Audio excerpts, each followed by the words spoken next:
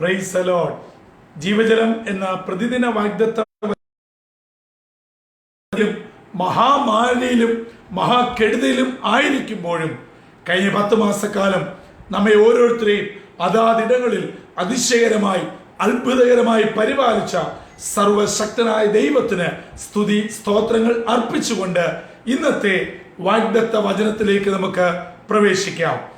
ഇന്ന് നമുക്ക് ജീവജലത്തിൽ കൂടെ പ്രോമിസ് വേഴ്സായി ലഭിക്കപ്പെട്ടിരിക്കുന്ന അപ്പോസ്തല പ്രവൃത്തികളുടെ പുസ്തകം 10-ാം അധ്യായം 1-2 വാക്യങ്ങൾ.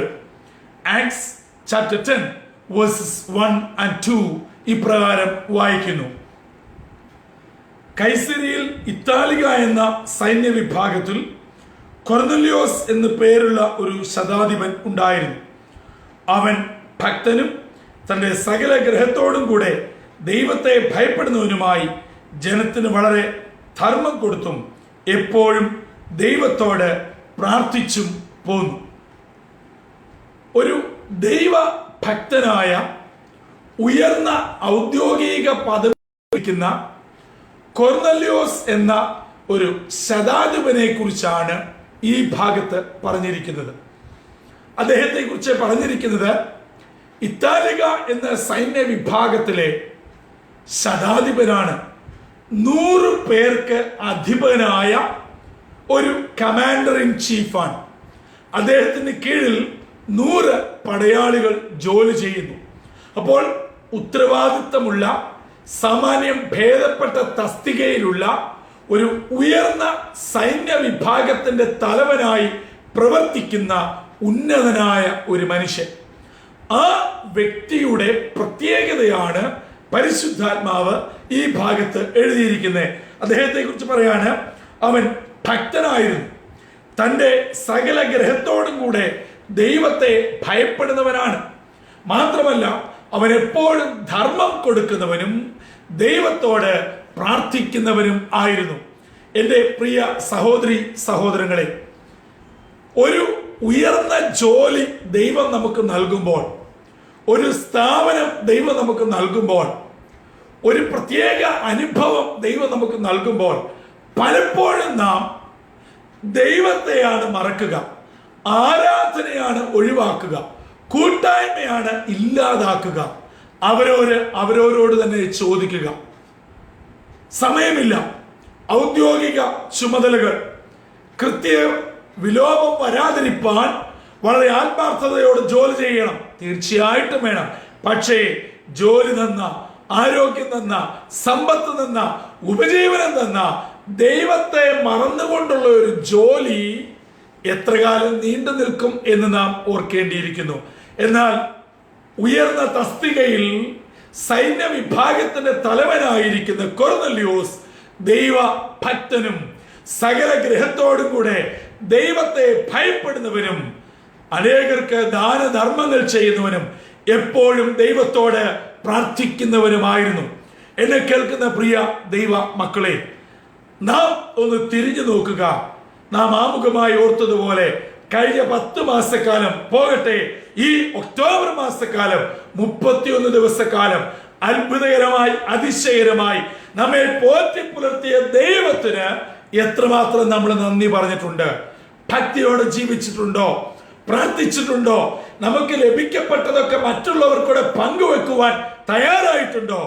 ദൈവം ഹിതം ചെയ്താൽ, ദൈവകൃപയാൽ നാളെ നാം പുതിയ മാസത്തിലേക്ക് പ്രവേശിക്കുകയാണ്.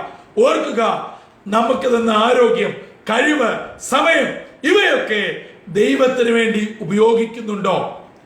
വിശുദ്ധ ദിനം, ശബത്ത് ദിനം ആരാധനയ്ക്കായി നാം മാറ്റിവെക്കാറുണ്ടോ?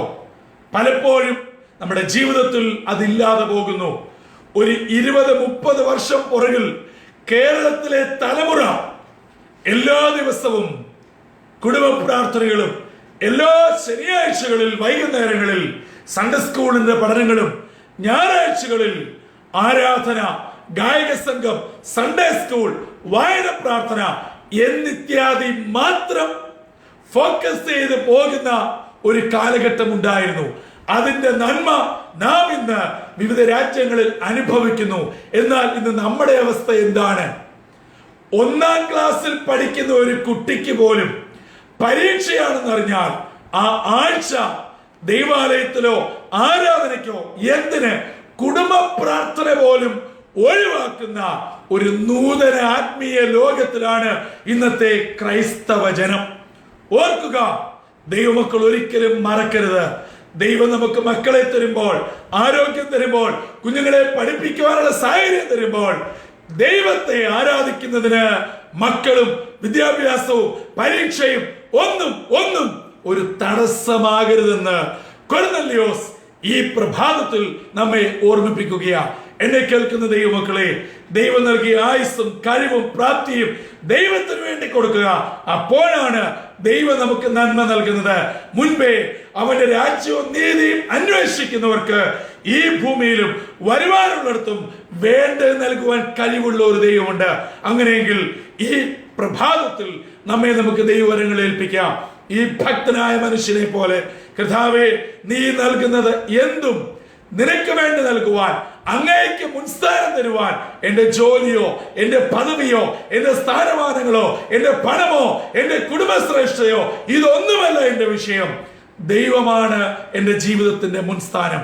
കൊർന്നല്യോസ് ഈ മാസത്തിന്റെ അവസാന ദിനമായ ഈ 31-ാം തീയതി രാവിലെ നമ്മെ ഒരു വലിയ പാഠം പഠിപ്പിക്കുകയും കഴിഞ്ഞ നാളുകളിൽ നമ്മെ നടത്തിയ ദൈവത്തിന്റെ വിധങ്ങളെ ഓർമ്മിപ്പിക്കുകയും ചെയ്യുന്ന ഒരു സുദിനമത്രേ ഈ ദിനം. അങ്ങനെയെങ്കിൽ പ്രിയ സഹോദരി സഹോദരങ്ങളെ, എന്റെയും നിങ്ങളുടെയും പ്രയോറിറ്റി ഏതിനാണ് മുൻസ്ഥാനം കൊടുക്കുന്നത്? ദൈവത്തിനോ, ദൈവവേലയ്ക്കോ, ദൈവരാജ്യത്തിനോ?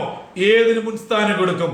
കൊർന്നല്യോസ് എല്ലാറ്റിനെക്കാട്ടിലും ഉപരിയായി യേശുവിനോടുള്ള ബന്ധത്തിൽ, യേശുവുമായിട്ടുള്ള അഭേദ്യ ബന്ധത്തിൽ മുന്നോട്ട് പോയതുകൊണ്ട് ഒരു ഉയർന്ന സ്ഥാനമുണ്ടായിരുന്ന മനുഷ്യൻ ദർശനവരങ്ങളാൽ ദൈവകൃപയോടെ പ്രാർത്ഥിച്ച് മുന്നേറിയെന്ന് താഴോട്ടുള്ള വേദഭാഗം നമ്മളെ ഓർമ്മിപ്പിക്കുകയാണ്.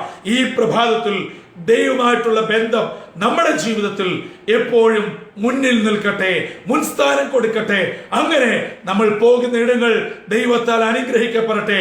അങ്ങനെ നമ്മുടെ കുഞ്ഞുങ്ങൾ പഠിച്ച് മുന്നേറട്ടെ, അവർ ഉയർന്ന മേഖലകളിൽ എത്തപ്പെടട്ടെ. പക്ഷേ അത് ദൈവത്തോടുള്ള ബന്ധം വിച്ഛേദിച്ചുകൊണ്ടോ ദൈവിക ആരാധന മുടക്കിക്കൊണ്ടോ അല്ല, ദൈവത്തിന് സമയം കൊടുത്തുകൊണ്ട് പ്രാർത്ഥിച്ചു മുന്നേറുമ്പോൾ ആ പൈതലിന്, ആ യുവാവിന്, ആ യുവതിക്ക് ഉള്ളിൽ ഒരു അചഞ്ചലമായ വിശ്വാസം വരും. അതെ, ഞാൻ പ്രാർത്ഥനയ്ക്ക് പോയതുകൊണ്ട്, ആരാധനയ്ക്ക് പോയതുകൊണ്ട്, ദൈവത്തെ ആരാധിച്ചത് കൊണ്ടാണ് ഞാൻ പഠിച്ചത്, ഓർമ്മയിൽ ദൈവം നിലനിർത്തിയത്. ആ ദൈവകൃപയാണ് എനിക്ക് ഉന്നത വിജയം നേടുവാൻ, ഉന്നത സ്ഥാനത്തെത്തുവാൻ ഇടയാതെ എന്നുള്ള ഓർമ്മ ആ കുഞ്ഞിലുണ്ടാകുമ്പോൾ ഇത് അടുത്ത തലമുറയിലേക്ക് കൊടുക്കുവാനിടയാകും.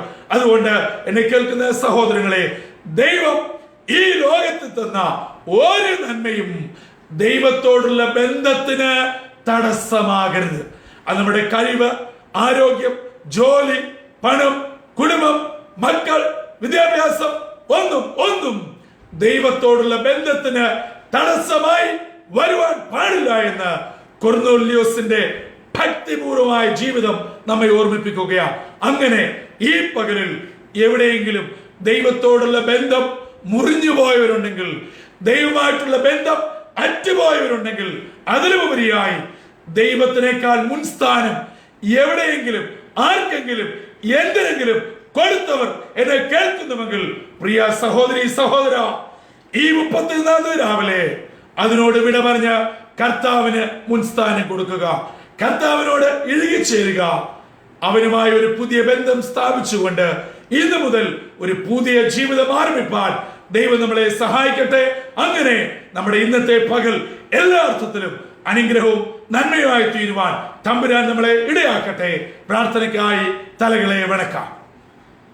ഞങ്ങളുടെ ദൈവമേ, സ്വർഗീയ പിതാവേ, പുതിയ പ്രഭാതത്തിനായി നന്ദിയോടെ ഞങ്ങളെ സ്തുതിക്കുന്നു. ഈ വർഷത്തിന്റെ 10-ാം മാസത്തിന്റെ അവസാന ദിനത്തിലേക്ക് ഞങ്ങളെ എത്തിച്ചതിനായി സ്തോത്രം.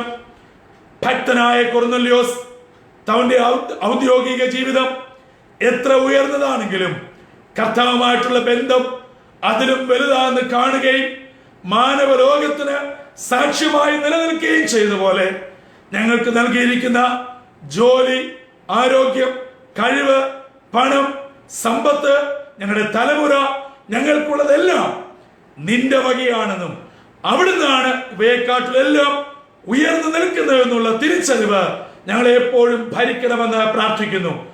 അതുകൊണ്ട് കർത്താവേ, കഴിഞ്ഞ നാളുകളിൽ അങ്ങയോടുള്ള ബന്ധത്തിൽ എവിടെയെങ്കിലും വിള്ളൽ സംഭവിച്ചിട്ട് മുറിഞ്ഞു പോയിട്ടുണ്ടെങ്കിൽ, അറ്റുപോയിട്ടുണ്ടെങ്കിൽ, ഈ പകൽ ഞങ്ങൾ ക്ഷമായാചനത്തോടെ അടുത്തു വരുന്നു. അവിടുത്തെ കൃപയാൽ ഞങ്ങളെ കൈക്കൊള്ളുകയും അങ്ങയോടുള്ള ബന്ധത്തിൽ മുന്നോട്ട് ജീവിപ്പാൻ ഇടയാകുകയും ചെയ്യണമെന്ന് യേശു മിശിഹാ മൂലം ഞങ്ങൾ അപേക്ഷിക്കുന്നു. കൃപയോട് കേൾക്കുമാറാകണമേ.